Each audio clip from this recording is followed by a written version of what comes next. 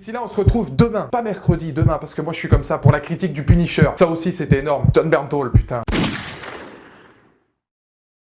Marvel's The Punisher, c'est l'histoire d'un mec qui s'en prend plein la gueule. Mais alors vraiment plein la gueule. En fait, le cas Frank Castle, au fond, c'est un petit peu comme le Colisée, tu vois, à la fin, c'est un gros tas de ruines, tu sais même pas comment ça tient debout, mais c'est tellement bon à regarder que bon, tu fais abstraction, quoi. Parce que, putain, c'était vraiment trop bien.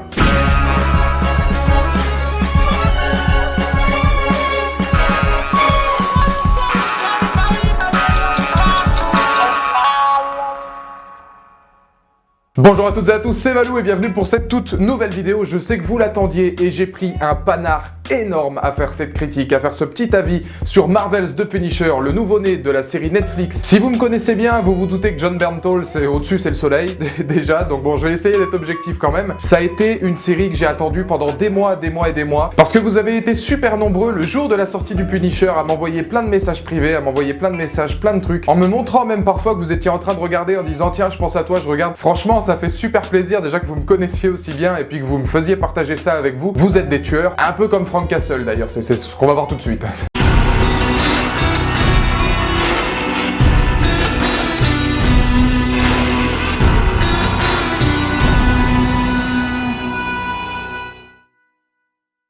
D'entrée de jeu, on retrouve ce bon vieux Frank, non pas dans la peau d'un Punisher en quête de sang, excepté peut-être les 30 premières secondes du récit, mais bien des mois après les événements de Daredevil, plongeant aussitôt le spectateur dans l'empathie du personnage. À l'image d'un homme perdu, fuyant la rédemption par un quotidien monotone, sans âme, la série s'affirme tout de suite par sa profondeur, car si l'on pouvait s'attendre à du rentre-dedans avec un Bernthal plutôt vénère, c'est bien à une violente poésie que le spectateur doit faire face. Tendre, profonde, parfois cynique, The Punisher est une série offrant quelque chose de complètement nouveau à l'univers Marvel, tant sur le fond que sur la forme. Sur la forme, difficile de ne pas remarquer qu'à l'instar de ses cousines, elle nous offre un nouvel aspect de New York, plus sale, sinistre, presque industriel, à l'image d'un homme dont la solitude et la tristesse sont devenues monnaie courante. Là où par exemple Luke Cage nous offre une ambiance chaude à l'image du monde black d'Harlem,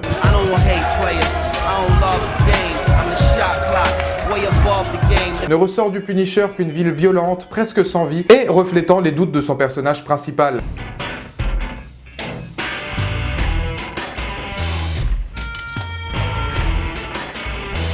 Sur le fond, beaucoup se demandaient par contre si Bernthal pourrait passer d'un statut de personnage secondaire, hors norme, à tête d'affiche d'un show en 13 épisodes, et oui, la réponse est oui. Intelligente non seulement pour le message qu'elle prône, autant que pour son scénario, la série se joue des codes traditionnels pour retracer l'histoire de Castle, non pas de façon linéaire, mais par bribes, par flashback, souvent tournés vers le passé de ses principaux acteurs, dont tous ont un rôle à jouer. Et à ce petit jeu, aucun n'est laissé au hasard. La première partie de saison, peut-être un peu longue pour certains, se veut une parfaite introspection des personnages, nécessaire pour en tisser les liens et mettre en place l'axe le plus important de la série, les sentiments humains. La place de l'humain au sortir de la guerre, les remords d'un père de famille brisé, l'amour, la vengeance, autant de thèmes propres à une série qui les expose toujours avec justesse. Alors si oui, par moments, certaines actions des antagonistes peuvent être téléphonées ou un peu prévisibles, il n'en reste pas moins une redoutable mise en scène. Côté bande-son, si comme d'habitude Marvel nous offre un générique en or massif, les riffs de guitare donnent une réelle âme à la série tout au long des épisodes, rappelant même par moments, et ça c'est mon petit point de vue perso, quelques notes du célèbre jeu de Last of Us. Et si vous voulez de l'action, croyez-moi, vous en aurez. Jésus-Marie, Mère de Dieu.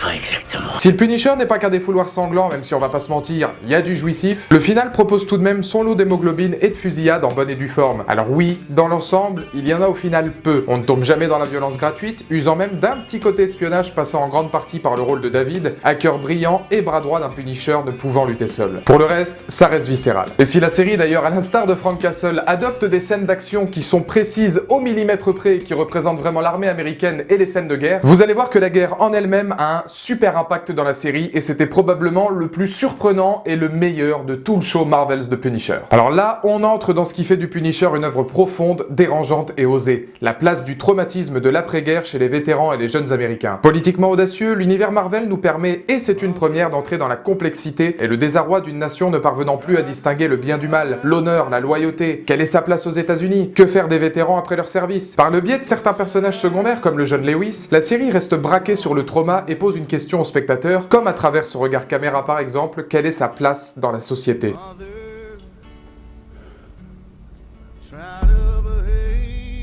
Et cette notion de trauma n'est pas placée au hasard, puisqu'elle se répercute aussi dans les rues de New York par d'autres questions importantes aux USA, comme le terrorisme, la position des armes pour les habitants de la ville, domaine de société directement liés et amenés par le scénario. Nous sommes donc constamment pris à partie, mal à l'aise devant une vision de l'armée américaine bien loin de ses valeurs et de ses aspects ultra-patriotiques. L'idée du trauma est aussi présente chez Frank, qui lui continue de vivre hanté par son passé. D'un point de vue de mise en scène, les bribes du passé de Frank sont souvent montrées à l'écran quand celui-ci y pense, ou en rêve, dégageant un sentiment de remords qu'il ne parvient à guérir qu'en éliminant ses adversaires. On le devine aussi par certains jeux subtils avec d'autres personnages, comme la femme de David, son coéquipier. Le Punisher est alors peint comme un homme profondément seul et adepte de la violence, comprenant au fil de la série comment celle-ci a pu créer en lui un réel traumatisme.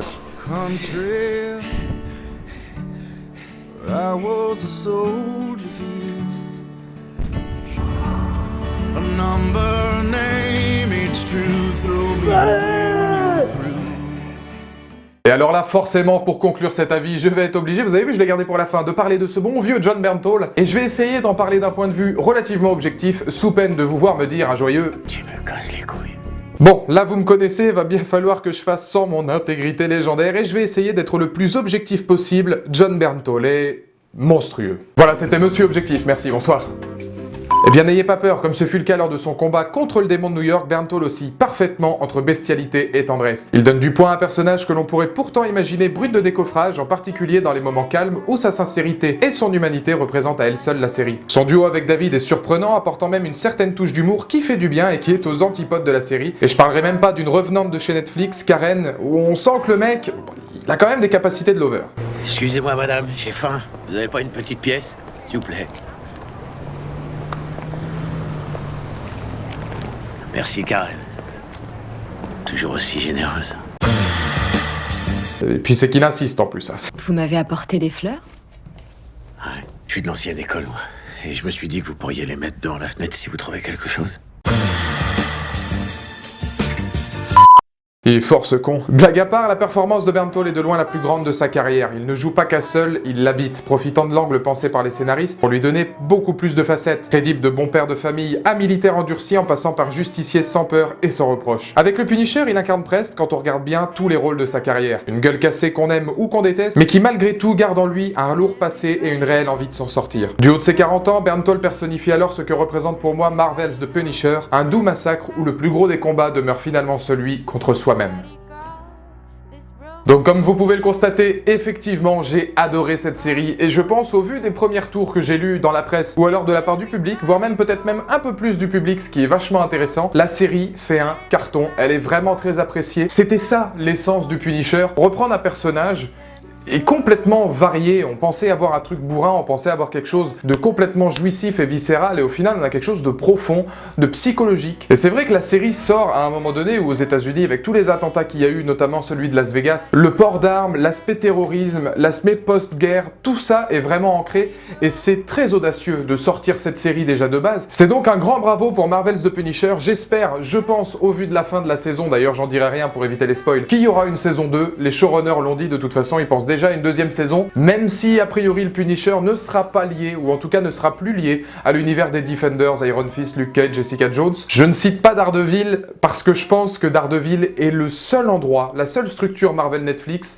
où tu peux retrouver le Punisher de manière cohérente, de manière aussi sanglante, exactement comme il l'avait fait dans la saison 2. Et il y aura peut-être une vidéo, soit bientôt, soit dans très longtemps, parce que je vais essayer de faire quelque chose de beaucoup plus important, ça fait partie de mes gros projets sur la carrière de Jon Bernthal, je vous en dis pas plus. En tout cas, qu'avez-vous pensé de cette série? C'est dans les commentaires juste là, qu'il faut me donner votre point de vue, je serai le premier à les entendre, et d'ici là, on se retrouve dans 2-3 jours pour une nouvelle vidéo théorie sur Walking Dead, puis ensuite on reviendra Walking Dead, du cinéma, parce que l'air de rien, Jurassic World, le trailer sort dans pas longtemps, et ça m'hype beaucoup plus que Star Wars, on va pas se mentir.